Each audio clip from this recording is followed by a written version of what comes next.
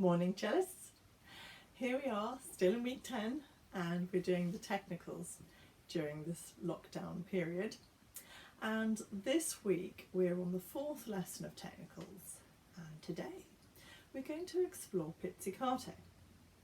Now you might think, oh yeah, I know that, we first started your cello and I'm sure that your teacher made you just pluck each string.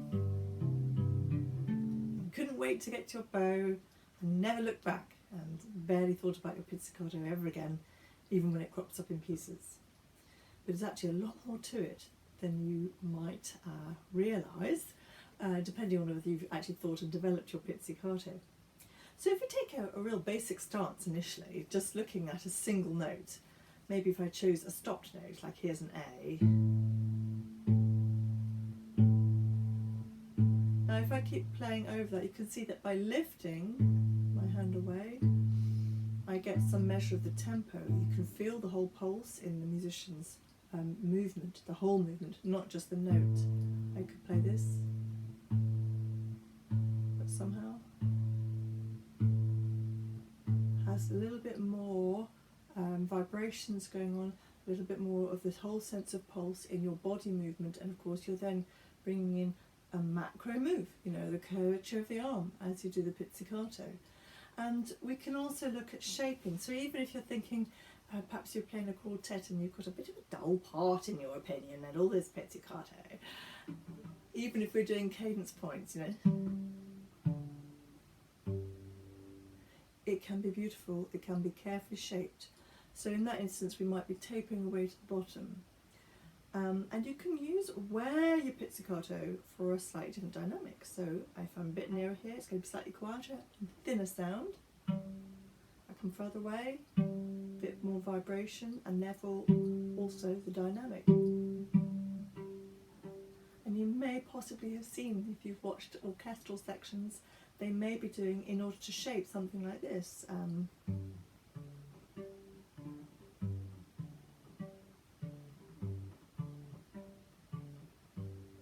Very tiny little bit of change, but if you have a mass of 12 cellists all doing the same thing like that, it does make a difference to kind of creating proper architectural shape, even with the delicacy of a pizzicato. And even if you have only the first beat of that bar, 1, 2, 3, 4, 1, 2, 3, 4, crescendo 2, 3, 4, and big. That was perhaps too big, and that ended up being a snap. Which is used in jazz, that kind of snapping. So if you pull too much vertically above the fingerboard, it will slap back onto the fingerboard and create a nasty ping, which mostly you probably don't want. Occasionally it's required and asked for. So there's some thoughts about a very standard situation where you're using the first finger of the right hand. Commonly, if you're not using your bow, you'll put your thumb about halfway along the length of the raised part of the fingerboard, for a little bit of support there, so that you could pizzicato across the strings. Remembering to arc and rotate with the arm as you move back and forth across the strings there. That's our very basic and first feel about the cello, is that's how we would do our pizzicato. And of course, at some point in that early start, you will have also then learned how to do the same thing by holding the bow. Obviously, we're normally holding the bow like this. For those that don't know, we roll in. You roll in, so it's now sitting in your palm. I could still have my thumb at the side here and still rotate. Everything's just the same. I just am using these 3 fingers to hold the bow. And I'm still completely free with the first finger, and I've still got my marker with the thumb. And it's quite easy to unroll and come straight back down to arco. So that you may have an instance where you need to do quite a quick change from one to the other. And to practice that, we could practice it on a scale. Let's just first of all just try it as it is. So if I were to play maybe, I'll do that again, pizzicato, roll, and pizzicato. So something about rolling backwards and forwards like this would be quite good to practice, perhaps over a nice soft rug in case you drop your bow. And in actual fact, seriously, I would try that very idea out on, say, could be E minor scale, something like that. So we might start like this.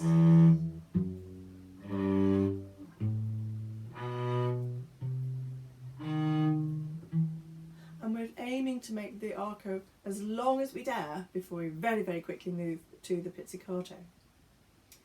Now, there are many things we're going to discuss in this lesson about pizzicato, and one of those is about the use of the left hand for pizzicato. So in my fake example there of the scale, if I were to start with a pizzicato instead of an arco,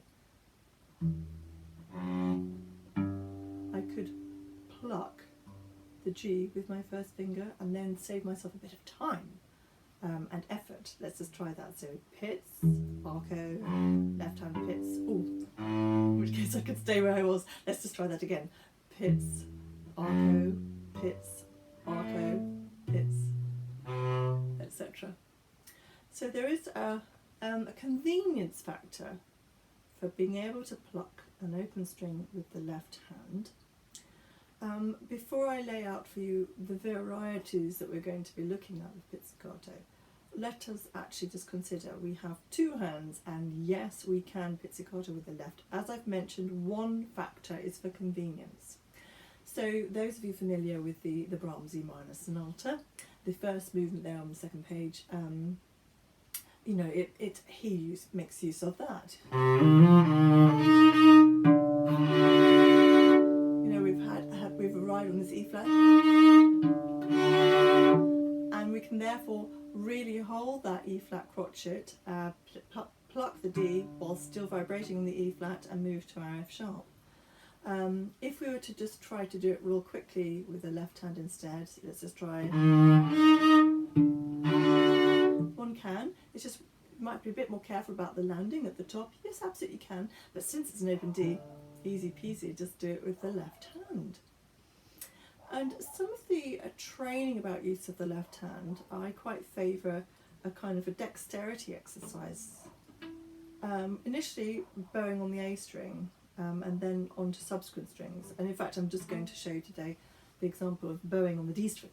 So my fourth finger's on an A, and I'm just going to move back in a chromatic fashion, and I'm going to use my first finger most of the time to do left hand pizzicato, like this.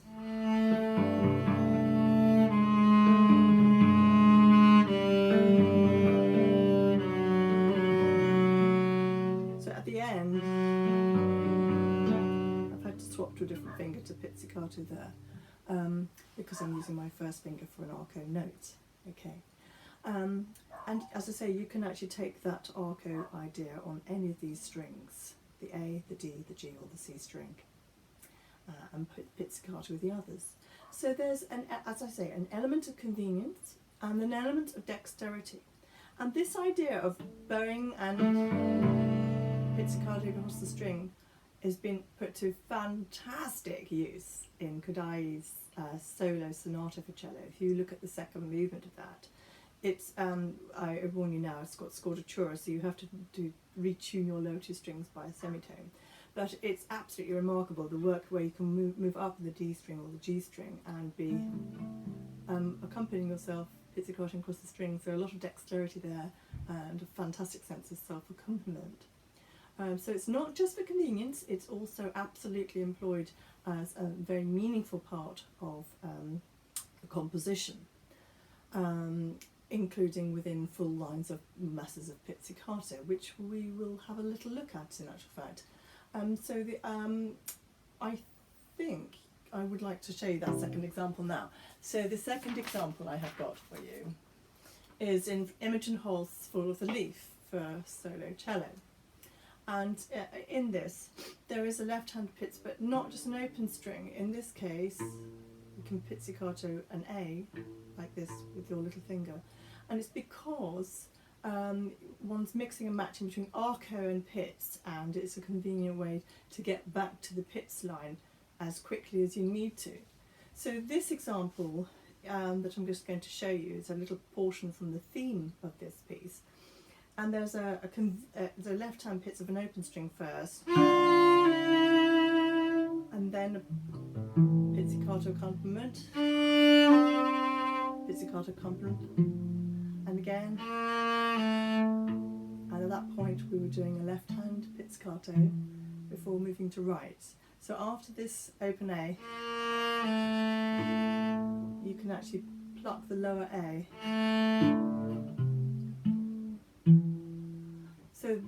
know, there is a lot in terms of dexterity and application, not just for open strings with a left-hand pizzicato, but also for stopped notes. Obviously it's a little bit more difficult because pretty much the maximum we can get away is about a third from first finger to fourth, although of course there's a little bit more option if you use your thumb in pizzicato like this. So I'm just kind of putting that idea into the pot so you realise there's an awful lot more scope with left-hand pizzicato than you might first have thought. Okay, now moving back to our standard pizzicato. We began with the use of the right-hand first finger there, and of course you could use different fingers. If I just have a little look at some examples I prepared, one moment.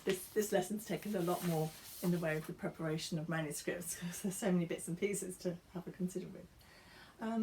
So we could think about shaping of a line. So even we've talked earlier about a really, really simple shaping, you know, sort of keeping a harmonic rhythm underneath, even if it's just a single crotchet at the beginning of each bar.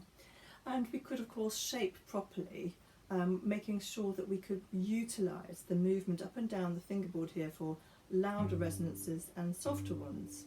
Of course, it does depend whereabouts you've stopped the string and how short or long the string is.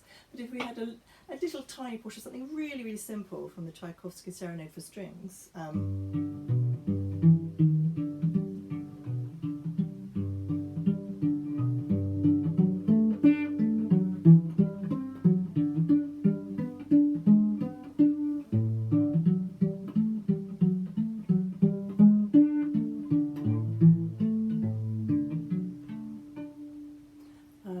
tiny bit of phrasing off there.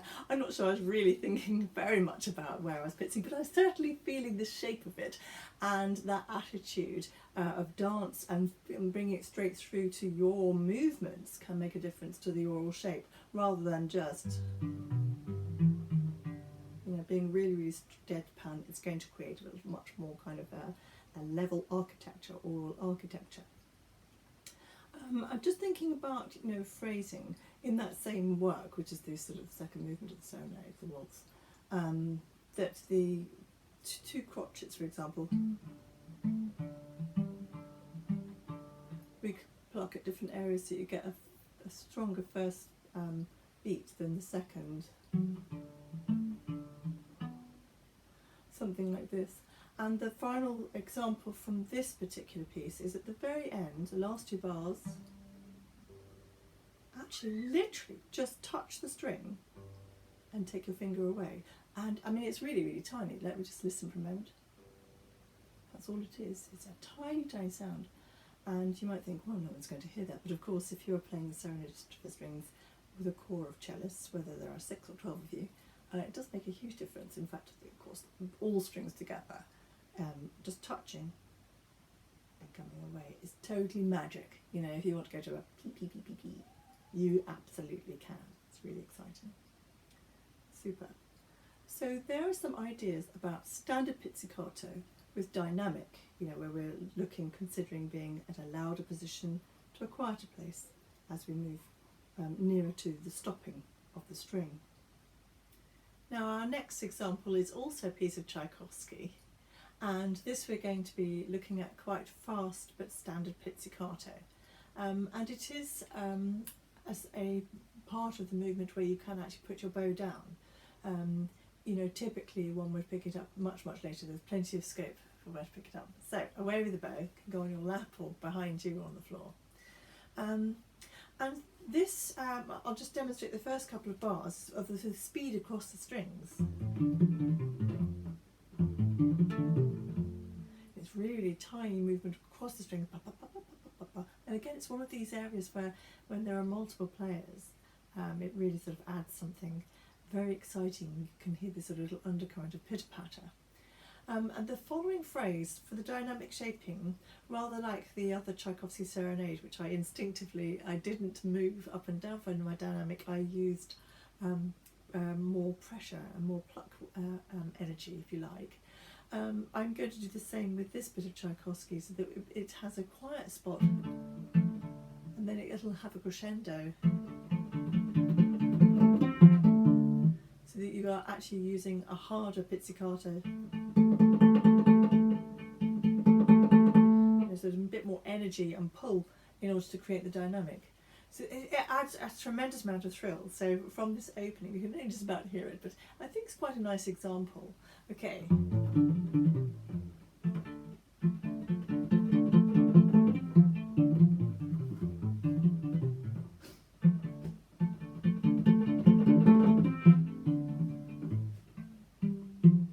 Now this next phrase at A, letter A, is off the beat, and we've come down to a quiet spot. We're going to do a crescendo, and that maybe this time we could try the crescendo with moving towards the end of the fingerboard, so from A, off the beat.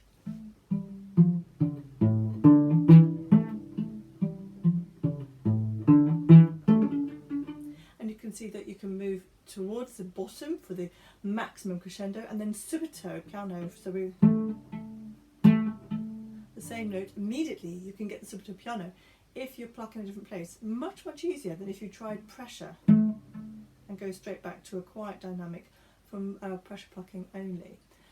So there's a really great example of the use of dynamics on location rather than force that is used. One other little consideration in this movement is for the fluent quavers, rather than one finger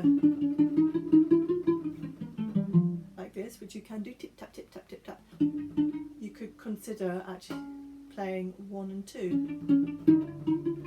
so that you could, rather like a guitarist, you can back and forth. I mean, this takes a little bit more practice because we don't generally do that.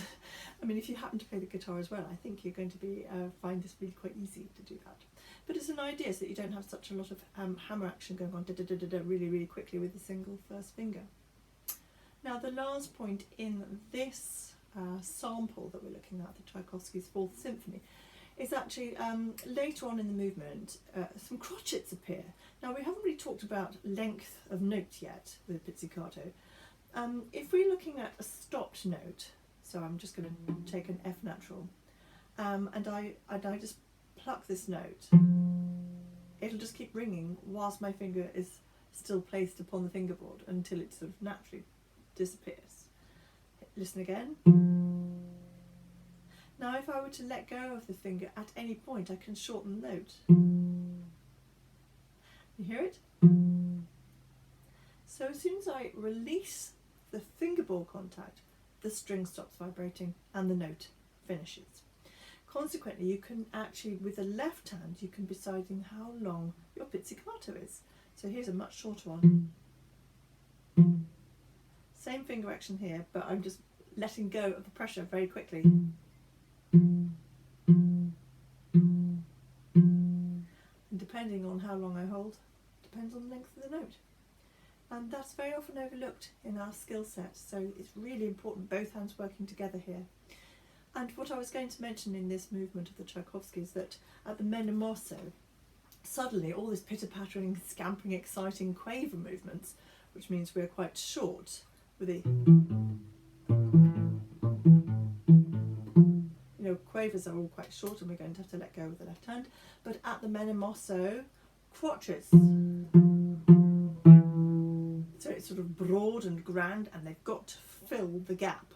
They're not, but now another method we could use is, rather than the first finger, try the thumb, which if you push the other way with this, it's immediately a lot bigger, the resonance is much bigger, and this could be a good opportunity to use the thumb in the forte crotchet full resonance there. Good. Now my next example, still kind of on the lines of a standard pizzicato usage, this time from Ravel's string quartet, and this is the second movement, Assez vif. And this is one again where, even though we're now not talking about small sounds that are enlarged by a group of cellists in an orchestra, obviously you're a single cellist in a group in the quartet, and that in this opening phrase these quavers are going to get louder and louder at the bottom here.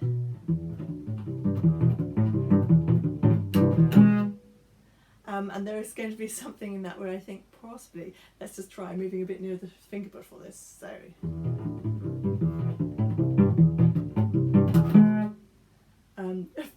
thrilling, isn't it? It's a very exciting piece. So there's a lot of drama there. I think mostly, to be fair, it's going to be actually hammer action and from the first finger there. The subsequent point in this movement, we've just arrived at a fortissimo major E major chord. We'll discuss this method of all three notes in one go in a pincer pizz very shortly. We're going to come on to that. But still looking at finger length on single notes, or even in this case double stop notes, that the following passage, pianissimo, so maybe pizzicato further up this way, this is going to need to be very pitter-patter and actually work terribly hard to not crescendo as you go up in pitch, and perhaps even it's barely a touch. It's really not so much of a pluck at this stage, but much more of a touch. If I look forward at 21, this is a single notes version,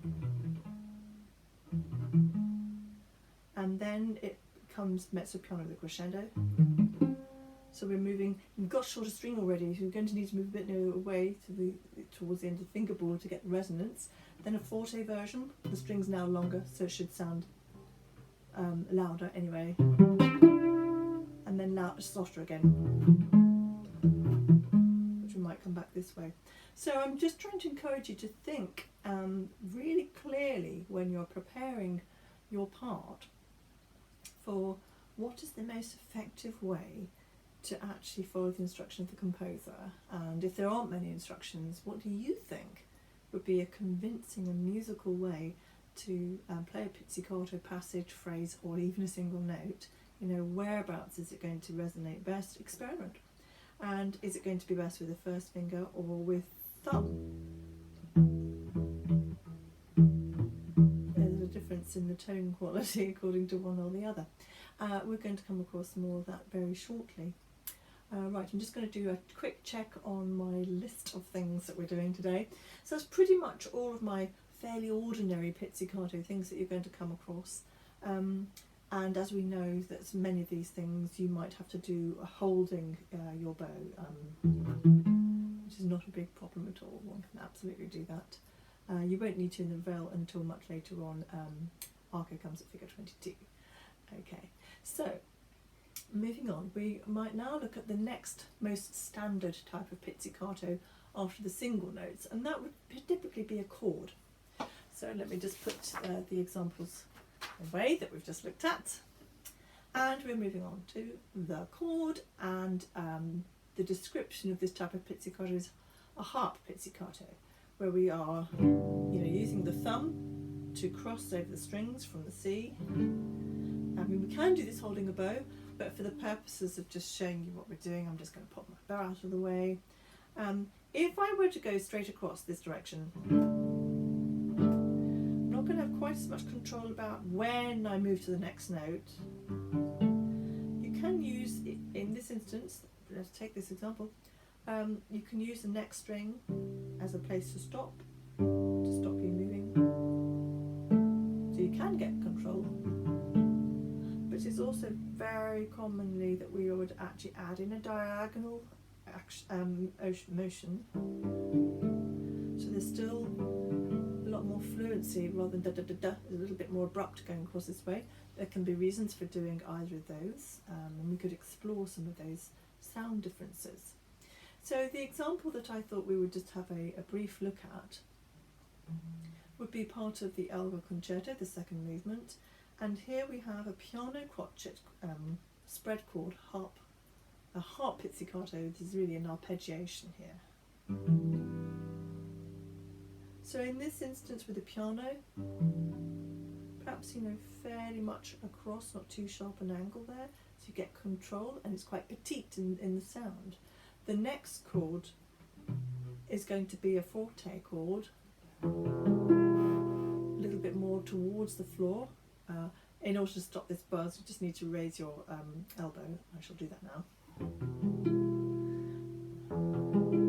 So we're moving at a little bit more of an angle, getting some of the energy and the flow through there. The next chord is a fortissimo chord, and that by moving on a really good angle there, you can have a reasonable gap between them, but a really good energy and a flow, compared with going across this way. You can hear it rattle. It's far more in danger of rattling because of the angle of the fingerboard at the bottom here. So go for those diagonals, and you'll get some flow and energy, which also helps. Now the final chord of this set of 4 in this amazing movement is actually now fortissimo, sforzando and quaver. Remember, we're thinking a great deal about length of note when it's a pizzicato. So this last chord, it's like that. So I've used a finger, you could use first or second. When you're holding the bow, may well be the second. Sorry. Rather than the first. It's very strong and it's a bit longer. And you can hear the abruptness, which is absolutely in keeping with the storytelling here. So how do we stop it? Well, one thing is, of course, with the 2 stopped notes here, the C and the E, I can let go of the fingerboard and it will be short. For these open strings, they need assistance. So you need to put a spare finger and actually just touch the string lightly in order to stop it resonating. So here it is in action. You can see my third finger popped over to stop the resonant at the bottom. So looking at the 4 in succession.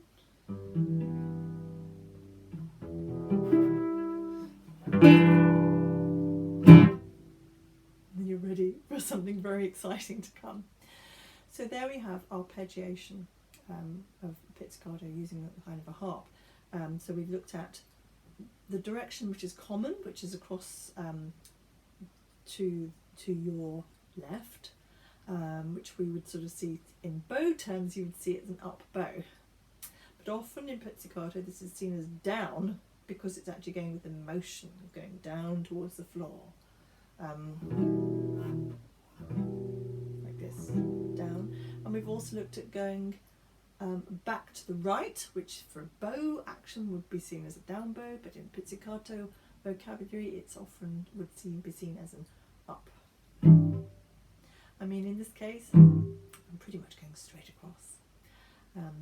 So be careful about the terms. You might find useful for a visual to put a little pencil squiggle next to it with a downward arrow, showing that you mean go to the bottom note last, and whereas we'll be going bottom note first, and so the arrow might be pointing upwards, the highest note being last. There's some thoughts about how you might visualise and put on the paper what your action should be, ideally. It's your decision what you think sounds most effective. I'm going to give you a second example that we heard a bit earlier of this kind of arpeggiation. In Imogen Hall's Fall of the Leaf, the excerpt that we had,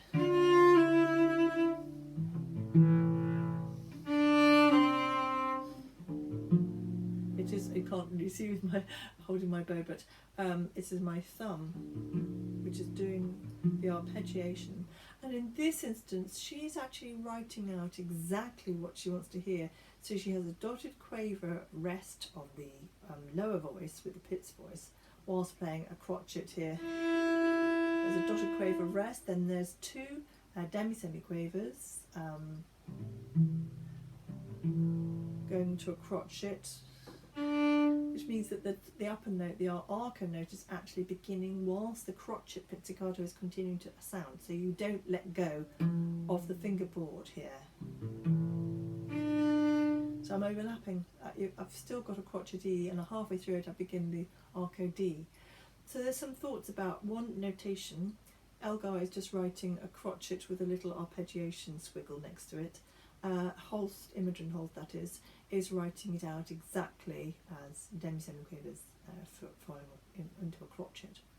But they both have a very similar outcome, and your only other decision, if you're coming across this sort of thing within any score, whether it's orchestral, chamber or solo repertoire, is the intention for the beginning of the beat to be at the bottom, or is the beginning of the beat at the top?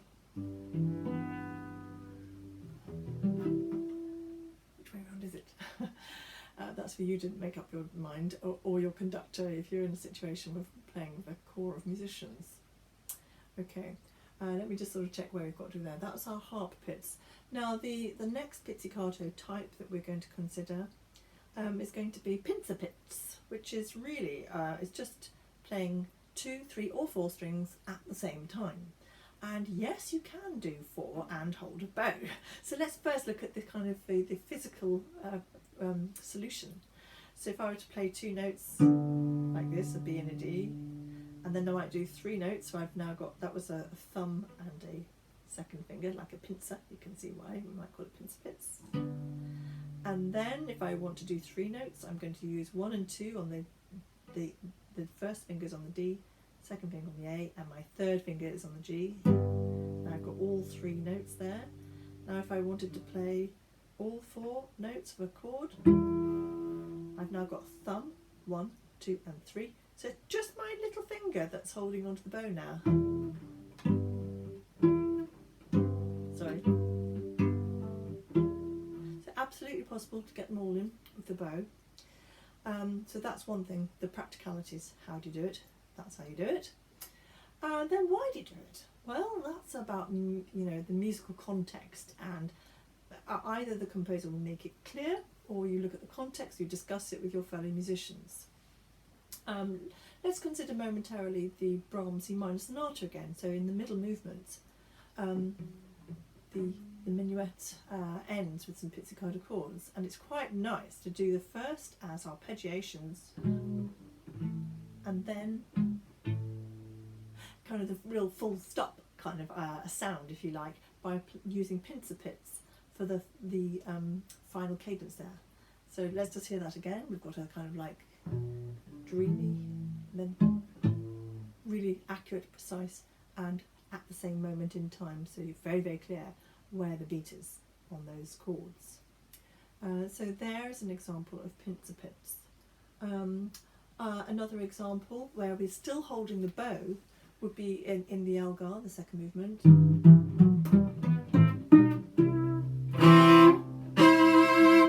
So that in this instance, the final couple of pizzicato chords was a 3 and a 4 note chord. I am using my thumb, 1, 2, 3, little fingers holding the bow, and then straight flip to get ready for your bow. And there is no gap there, there is no rest to do it.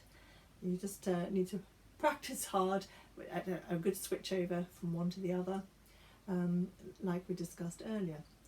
So there we cover most of our pizzicato requirements. So considering everything that we've looked at so far, we've looked at left-hand pizzicato both for convenience and for compositional decision and use, like for self-accompaniment, for example. We have looked at standard pizzicato and dynamics, whether it's moving at a different point on the string to change the point at which you pluck on the length of the string, and of course it will be different, the resonance will be different according to how long the string is in the first place, so it's not an absolute rule that it'll always be here. You know, it depends how short your string is or how long it is. Okay, so that's about dynamic use, up and down here. Dynamic use also in terms of the force that you use. We also considered that you could use 1 and 2 sort of independently for very quick movements. We've considered also the use of the thumb. You know, so for example, for the very loud quatrains in the Tchaikovsky 4th Symphony. So there are very few things that we have considered about fingers and thumbs, and also chords, whether they're spread in a harp method, or whether they're pincer pizz chords, 2, 3 or 4 strings simultaneously. So we've nearly covered everything that you might think about, but there is something else I think we just should absolutely touch on, because there are some marvellous contemporary compositions using pizzicato for the cello. Let me just move my examples to make way for the final ones. Oh dear, alas and alack, they're falling down. We're nearly there. Okay, so in a way we've touched upon this when we were looking at effectively a down bow pizzicato to down to the floor, and up bow back towards me, although the example I gave was really about a chord, and we could easily do a chord this way, but then the opposite is more typically straight across with 4 notes. But what if it was single notes? And in fact, what if we don't need to hold a bow? Okay, so I'll put that away for a moment. Now, the person you really want to turn to for this type of pizzicato or the cello is Stephen Katz. Absolutely amazing cellist and composer. And he's written a good number of solo cello works. And you can really hear the resonance idea. So he sort of discusses in his videos, which you can look up here on YouTube, the pizzicato with the thumb coming down, and then with the first finger coming back up towards you. So there definitely is a sense of down and up, something of this order, and that you can see that in a sort of succession of notes, the thumb and first finger moving backwards and forwards like this make quite a fluent and resonant sort of sound. So we have down, up, down, up. He calls it flying pizzicato. It's absolutely amazing to watch him at work, so I totally recommend you do that.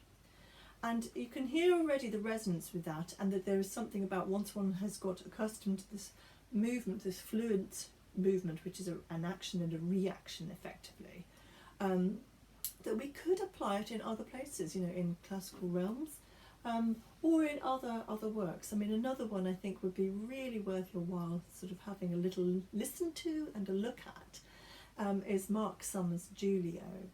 I won't look at the very opening, which does look at harp chords and that sort of thing, and also left-hand pizzicato chords.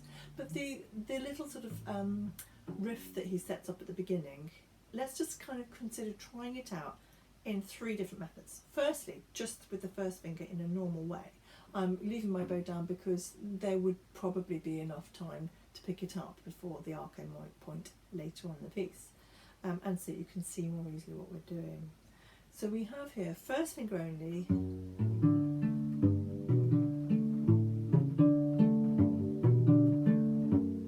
that's all it is, and it kind of goes on a repeating riff.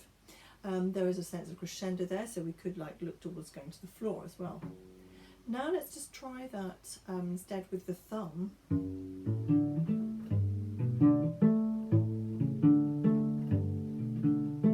Now, although we get a kind of a rounder sound, you don't get quite the same centre to it as you do with the first finger.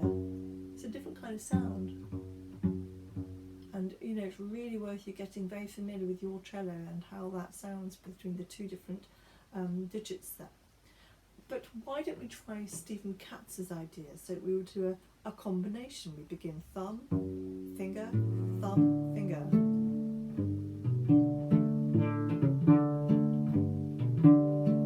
I think that would be fantastic, don't you? It really does lend itself to that. This is a superb work, so I totally recommend that you might look it up and listen to the cello in a very different realm. It really pushes boundaries, but you can take something from it, even if it's not your usual cup of tea, if you like. There will be definitely something in it with its freedom and the pushing of boundaries of the techniques that are required on the instrument. So that's really just touching the surface of how we can create sounds in a very, very rich palette of colour using pizzicato in many different ways. The recap on all those ideas is we're looking at practicalities, how to blitz holding the bow or not holding the bow, and there's a bit more freedom without holding the bow, of course.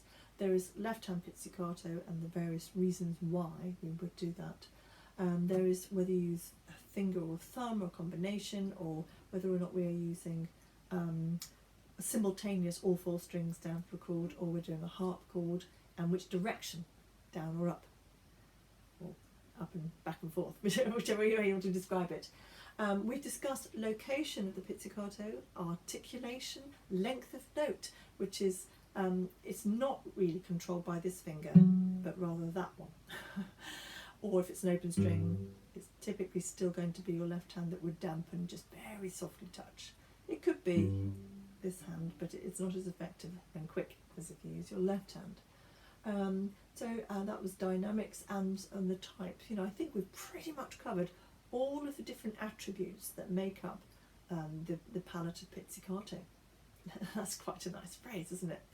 And I hope that it kind of opens doors for you in understanding different colours that we have at our disposal, and that maybe you'll look at your pizzicato passage with a different light, even if you seem to have an awful lot of rest and not many notes.